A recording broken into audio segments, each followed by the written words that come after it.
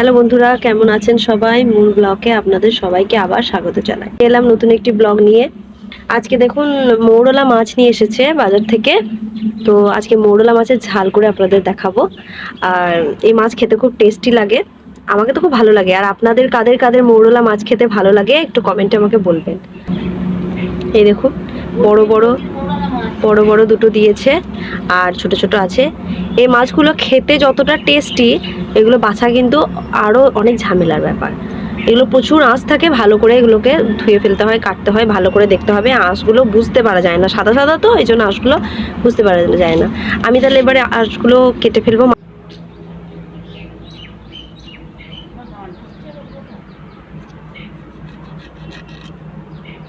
তো মাছ দুটো আমার কাটা হয়ে গেছে, এবারে আমি এই ছোটো মাছগুলো কেটে ফেলবো। ছোটো মাছগুলো এরকমভাবে কাটবেন, আগে কেটে নিয়ে তারপর আঁশগুলো ছাড়াবেন, ঠিক আছে? এই মাছগুলো খেতে খুব ভালো লাগে, এরকমভাবে ছাড়িয়ে ফেলবেন, তাহলে দেখবেন কত সুন্দর করে ভেতরের ময়লাগুলো বেরিয়ে যাচ্ছে।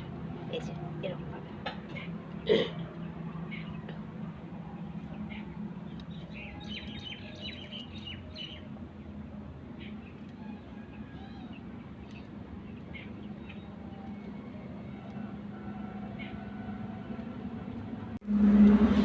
দেখুন বন্ধুরা, আমার মাছগুলি কাটা হয়ে গেছে।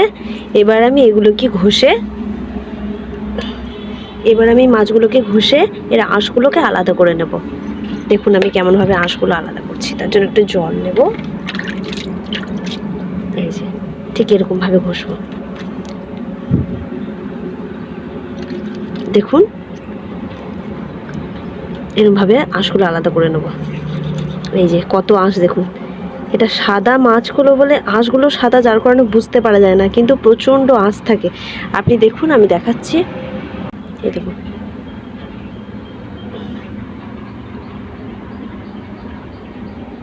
এই যে আঁশগুলো কত কত আঁশ দেখতে পাচ্ছেন? এই যে এই আঁশগুলো বেরিয়ে গেছে। এই আঁশগুলো যদি ঠিক মতো না পরিষ্কার করা হয়, তাহলে কিন্তু মাছটা খেতে ভালো লাগবে না, রান্না করার পরও কিচকিচ করবে মুখে, ঠিক আছে? ঠিক এরকমভাবে আঁশগুলো আমি সরিয়ে ফেলবো। কেন, বড় মাছ কটা আছে, এটাও ঠিক এরকমভাবেই আমি আঁশগুলোকে সরিয়ে ফেলবো।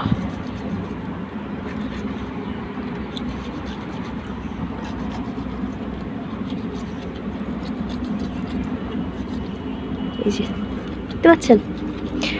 ঠিক আছে, আমি আঁশগুলো সব ভালোভাবে ঘষে নিই, তারপরে মাছগুলো সব আঁশগুলো ঘষে নেবার পরে আমি আবার ফিরে আসছি, ঠিক আছে?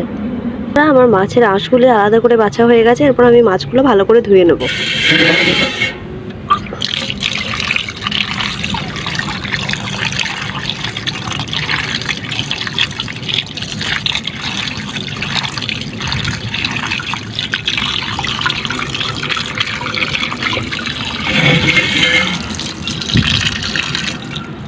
দেখুন মাছগুলো ধোয়া হয়ে গেছে, একদম পরিষ্কার হয়েছে, একটাও আঁশ নেই। এরপরে চলুন আমি কেমনভাবে রান্না করছি আপনি দেখবেন। এটা রান্না করতে গেলে পেঁয়াজগুলি এরকমভাবে বোনাতে হবে। এই যে আজকে মা রান্না করছে, আমি ভাবলাম যে আমি ব্লগটা করি। আর মা এই মাছ খুব সুন্দর রান্না করে।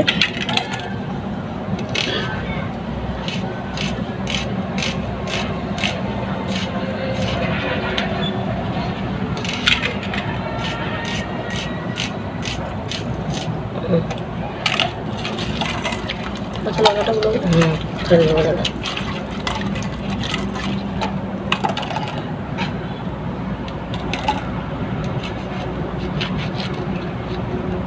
লাগবে কাঁচা লঙ্কাগুলো একটু সোজা সোজা ভাবে খালি ফিরে নিচ্ছে।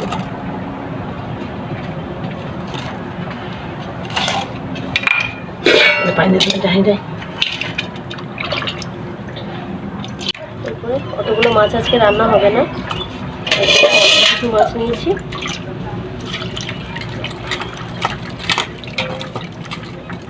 সব মাছ, লঙ্কা আর পেঁয়াজগুলো সব একসঙ্গে ধুয়ে নিয়ে হাঁড়িটার মধ্যে দিয়ে দিচ্ছি।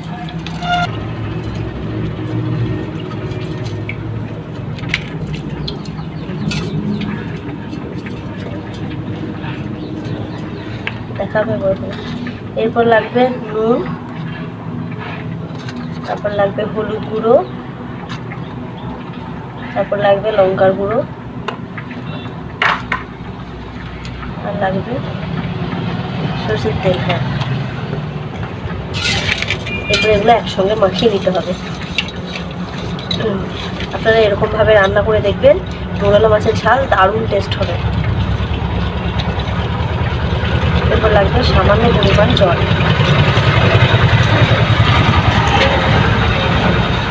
ঠিক এরকম হবে। এরপরে এটিকে ঢাকা দিয়ে উনুনে বসিয়ে দেবো।